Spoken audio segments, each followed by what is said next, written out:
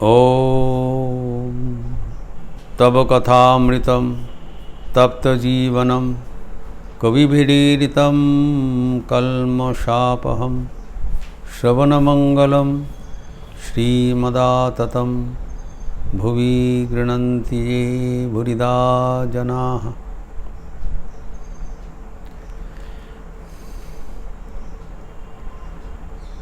श्री रामकृष्ण गिरीश चंद्र घोष के माध्यम से एक अत्यंत महत्वपूर्ण संदेश दिया है। चंदा मामा सबकी मामा है।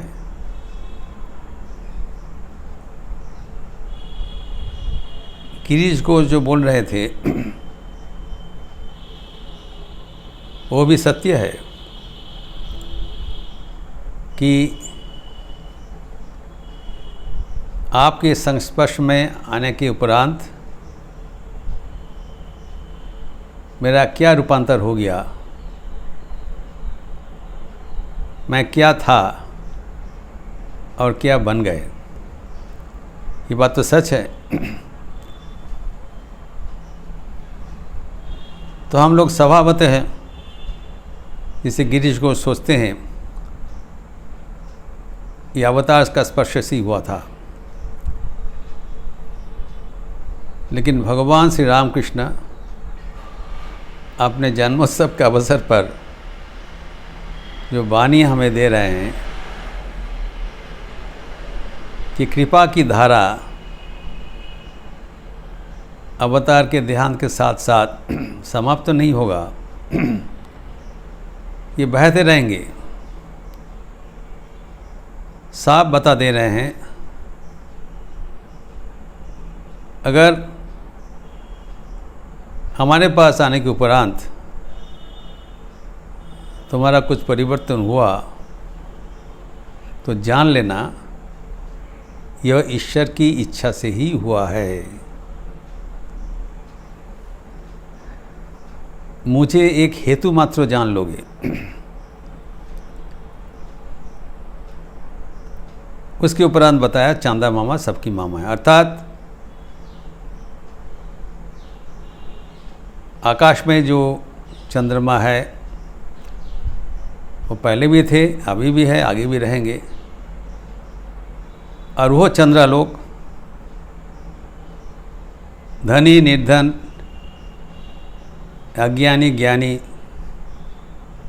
साधु असाधु, सत असत, सबके ऊपर समान आलोक विकिरण करते हैं।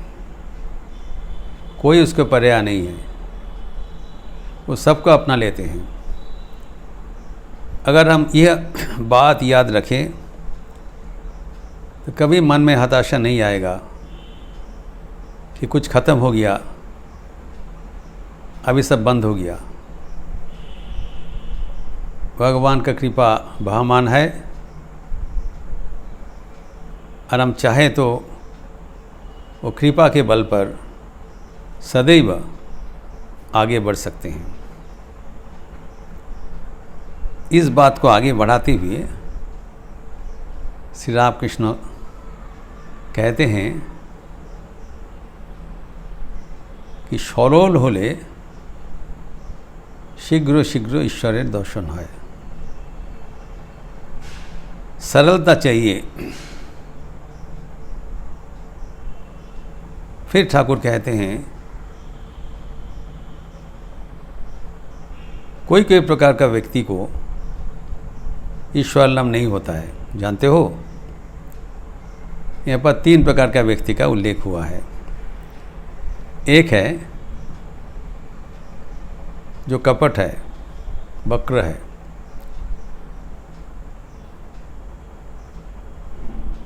एक ये कपट, द्वितीय जे शुचिबाई, तृतीय संशयात्मा। दूसरा प्रकार है जिसको छुआछूत है,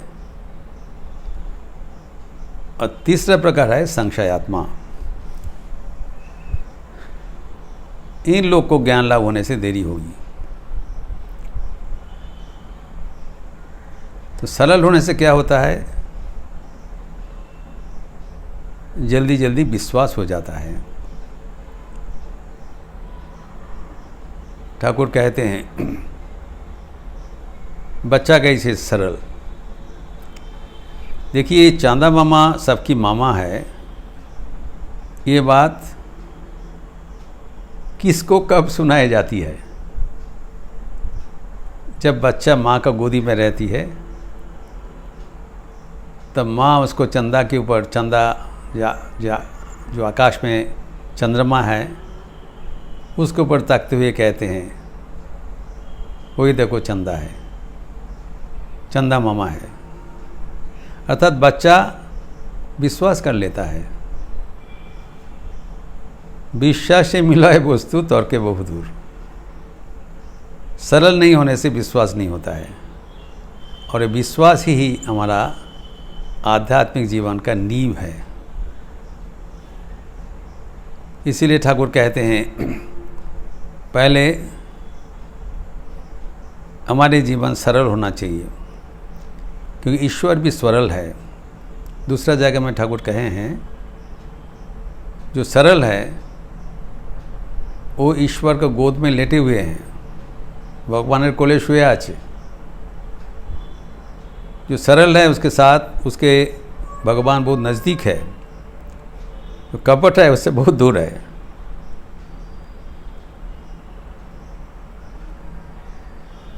तुलसीदास भी कहते हैं छोड़ी कपट चतुराई, कपटता चतुराई ये सब नहीं छोड़ने से भगवान को प्राप्त नहीं होता है। दूसरा बात जो बोला है छुआछूत, ये समझने की बात है।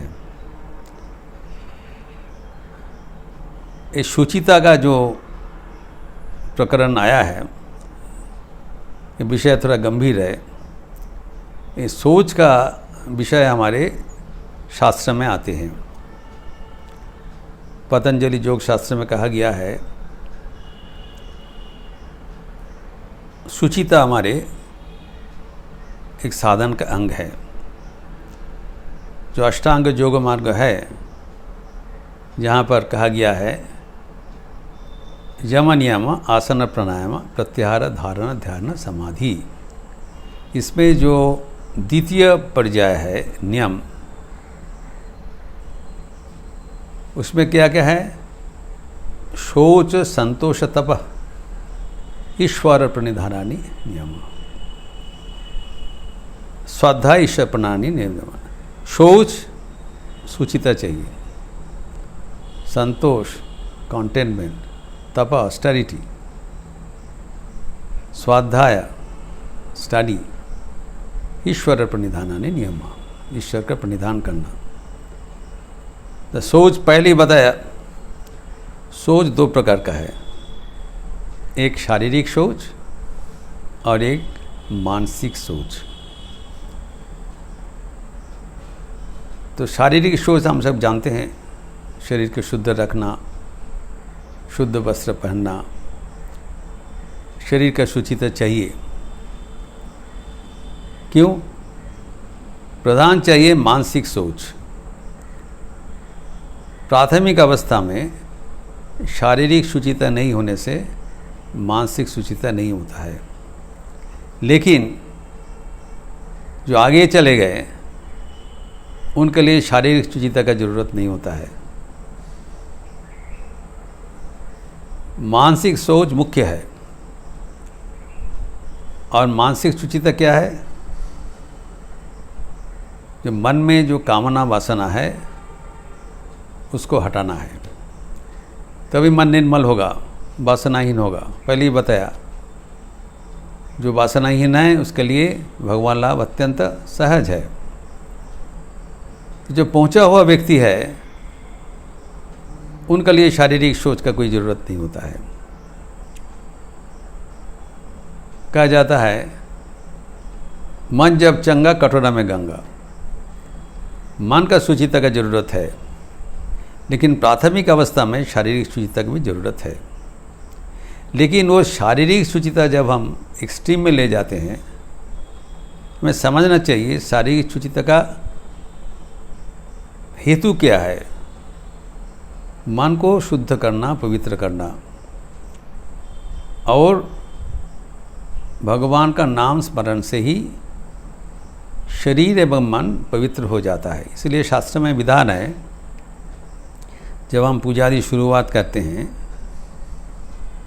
पहले ही श्लोक हम पढ़ते हैं, ओम अपवित्र पवित्रो वा सर्वावस्थां गतोऽपि वा जस स्मरेत् पुंडरीकाक्षं स बाह्य अभ्यंतर शुचि ही। ओम शुचि, ओम शुचि, ओम शुचि। जो पुंडरीकाक्ष भगवान विष्णु का स्मरण करते हैं, स्मरण मात्र न, हमारा जो जहाँ पर है शरीर मन पवित्र हो जाता है। लेकिन इसको अनादर करते हुए अगर हम छुआछूत में चले जाए तब क्या होगा, हमारा जीवन का लक्ष्य से हम दूर चले जाएंगे।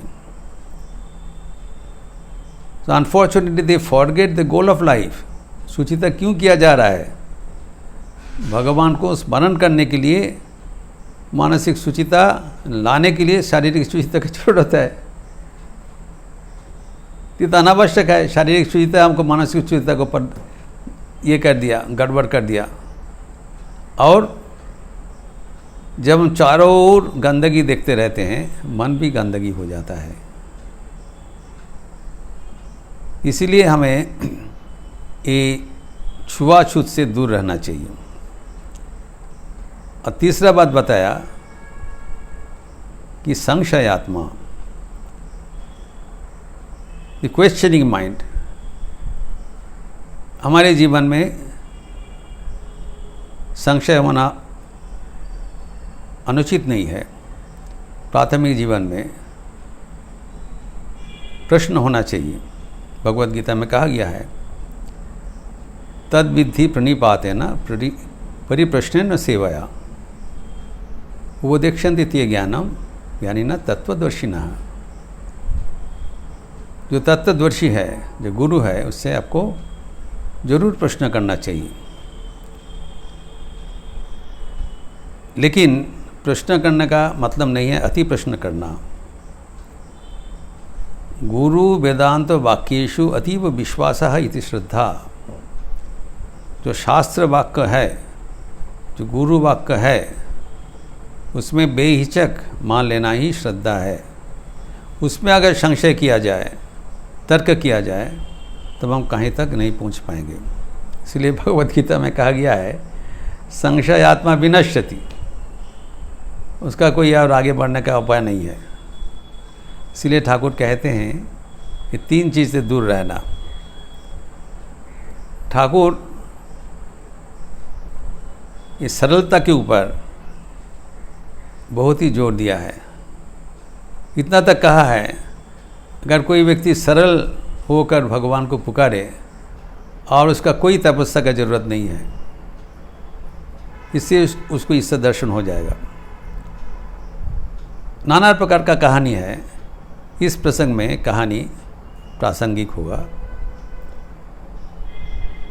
जटिल बालक का मधुसूदन दादा का दर्शन। आप सब जानते हैं कि एक बालक था, उसका नाम था जटिल। छोटा सा बालक है, पितृहीन हो गए, गरीब है। उनका माताजी उनको गुरुगृह में भेजने के लिए प्रयास कर रहे हैं, लेकिन ग्रामांतर में है, बीच में एक जंगल है। तो बालक का और कोई व्यक्ति नहीं है, तृतीय व्यक्ति नहीं है। उसको बता दिया, तुम जाके सुबह में जाके पढ़ाई करके आ जाओगे। वो भयभीत हो जाते हैं जंगल से। बोला नहीं, मैं तो नहीं जा पाऊँगा। तो माताजी उनको बताया, तुम डरते क्यों हो? तुम्हारा बड़े भाई है मधुसूदन दादा, उनको पुकारो, वो तुमको साथ में ले जाएंगे। सरल है। माता का बात मान लिया। ये ठाकुर का निर्देश है। जो बुजुर्ग है, माँ परम गुरु है, माँ का बात मान लिया। जहाँ जो बोला है तो सही होगा। वो बात पर कोई और संशय नहीं है, ज़रूर होने वाला है। यही है आध्यात्मिक जीवन का रहस्य। अगर गुरु का वाक्य से हम विश्वास करते हैं 100%, तब ज़रूर होने वाला है। ये ठाकुर बताया इस कहानी से। तब जब गया जंगल में तो पुकारा है, मधुसूदन दादा कहाँ हो, कहाँ मधुसूदन दादा होगा, कोई नहीं है। तब रो रहे हैं, क्यों नहीं आओगे? ठाकुर का कहानी में है, बच्चा का ये सरलता देखते हुए ठाकुर और থাকতে পারলেন না। ये सरलता, जब हम सरल होकर भगवान का पुकारेंगे तो ज़रूर वो सुनेंगे। तो आके दर्शन दिया, तब उसका बहुत खुश हो गया मधुसूदन दादा। वो तो जानते नहीं है ये भगवान है। उन्होंने कहा, माता जी तुम्हारा दादा है, बस। दादा के साथ पार करके चले गए। तो डेली होते रहा। जब वापस आने के समय भी फिर दादा को पुकारते थे, वो घर तक पहुंचाते थे। ही thought it is a natural process. उनका कोई ये नहीं था जो भगवान है। फिर जब गुरुजी का एक उत्सव हुआ घर में, सब छात्रों को बता दिया, कुछ सामान तुम लोग लाओगे। तुम क्या लाओगे बताओ? वो आके माता जी को बताया। माता जी कहते हम गरीब है, हम क्या लाएंगे, तुम मधुसूदन दादा को पूछो।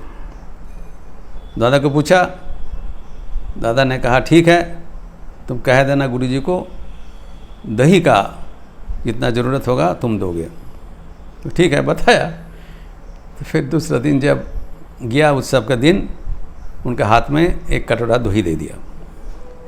दही देखते ही गुरुदेव बहुत बिगड़ गया। गुरुजी ये क्या मजाक समझे हो, इतने आदमी को बुलाया, एक कटोरा दही लाए हो। बहुत तिरस्कार किया, बहुत मारा, अभी क्या होगा? लेकिन किसी ने आके बताया, गुरुजी ये बड़ा आश्चर्य कटोरा है, जितना भी खाली किया जा रहा है वो भर जा रहा है।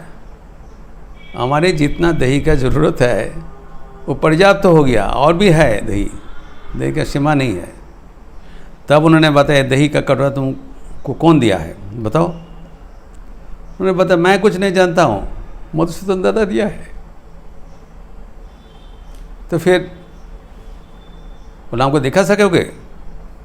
झूठ बोल रहे हो? बोले नहीं, झूठ क्यों, डेली आते हैं, चलो दिखाओ। तो चलिए। लेकिन अभी मधुसूदन दादा को पुकारने से वो नहीं आया, अभी नहीं आया। तब गुरुजी बताया, देखो तुम झूठ बताया था। तब उन्होंने रो रहा है बच्चा, देखिए गुरुजी हमें तिरस्कार कर रहे हैं, विश्वास नहीं कर रहे हैं, तुम तो डेली आते हो, आज क्यों नहीं आओगे? तब दूर से एक आवाज़ सुनाई पड़ा। तो मधुसूदन भगवान ने बताया, तुम्हारे जैसे सरलता उनका नहीं है, सरल नहीं होने से हमारा दर्शन नहीं मिलेगा। उनका सरलता नहीं है, उनका विश्वास नहीं है, उनको दर्शन नहीं मिलेगा। अर्थात भगवान को दर्शन करने के लिए सरलता ही पर्याप्त है। बच्चा का और कोई साधन भजन नहीं है। सिर्फ माता को वचन पर विश्वास करते हुए, सरल होते हुए जब भगवान को पुकारा, भगवान हिल गया। यही ठाकुर का निर्देश है। जो मैं जो बता दिया, चंदा मामा सबकी मामा है, सरल होकर ये अगर विश्वास करोगे, ज़रूर वो चंदा मामा का किरण से तुम्हारा जीवन आलोकित हो जाएगा। जन्मोत्सव का शेषांश फिर अगले दिन हम देखेंगे। ओम ओम शांति शांति शांति। हरि ओम तत्सत। श्री रामकृष्णार्पणमस्तु। रविवार का अवसर है, जप यज्ञ है। आप लोग सब जप यज्ञ में अपने अपने समय पर शामिल हो जाएंगे। शाम को संध्या आरती के उपरांत सामूहिक भजन होगी। इष्ट कृपानंद सामूहिक भजन करेंगे। आप लोग सब स्वागत है। अच्छे रहिए, स्वस्थ रहिए, आनंद में रहिए। नमस्कार।